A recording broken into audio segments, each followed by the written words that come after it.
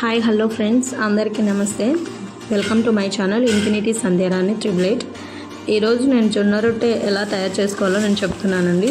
దానితో పాటు రీసెంట్గా నడుస్తున్న ఒక హాట్ టాపిక్ అదే అండి, కర్నూలులో జరిగిన వేమూరి కావేరి బస్సు గురించి.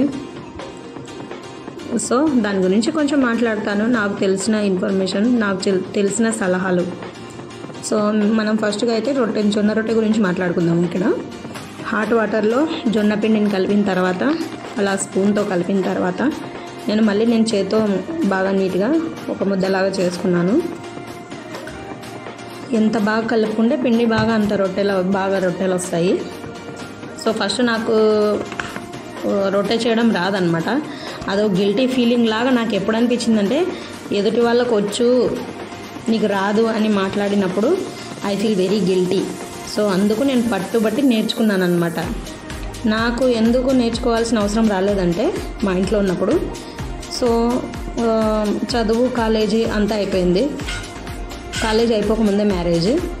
ఇంకా నేను ఎప్పుడు రొట్టె నేర్చుకునేది అవసరం పడలేదు. నేను అందులో బేసిక్గా రొట్టె తినేదాన్ని కాదనమాట. సో ఇంకా పంత మీద నేర్చుకున్నాను అనమాట. నాకు రాని పని అంటూ ఉండకూడదు, నేను కూడా నేర్చుకోవాలి అనేసి నేర్చుకున్నాను. సో ఇప్పుడు అంత బాగా రాకపోయినా నాకేదో వచ్చు అన్నంతలా చేస్తానన్నమాట నేను జొన్న రొట్టె.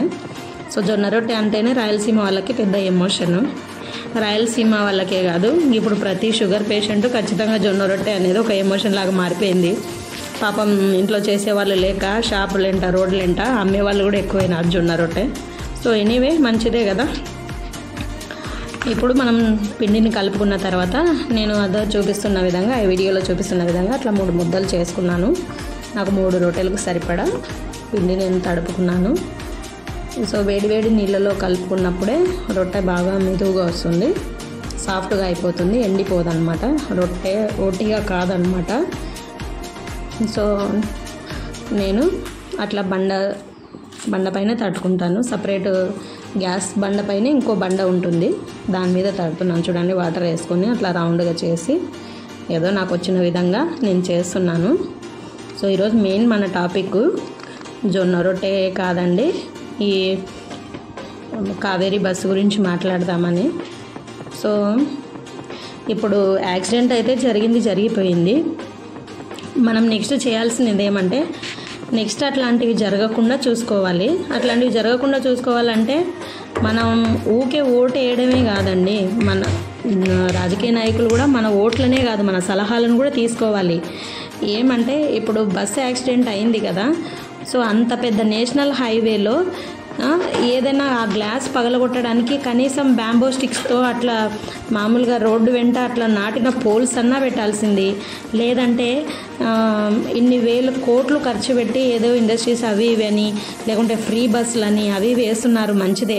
కానీ ఆ బస్సులలో సేఫ్టీగా వెళ్ళాలంటే కనీసం రోడ్లకి స్ట్రీట్ లైట్లు, సీసీ కెమెరాస్ అట్లాంటివన్నీ అరేంజ్ చేయాలి కదా. ఇంకోటి, బైకర్స్ ఉంటారు కదా, తాగి వెళ్తుంటారు, యూత్ పిల్లలే ఎక్కువ. సో వాళ్ళకి పేరెంట్స్ కూడా బైకులు కొనిచ్చేటప్పుడు వాడు ఎందుకు అవసరము, వాడు నిజంగా బైక్ అవసరమా? ఇప్పుడు బైక్ కొనిస్తారు, దాంట్లో పెట్రోల్ ఎవరు వేపియాలి?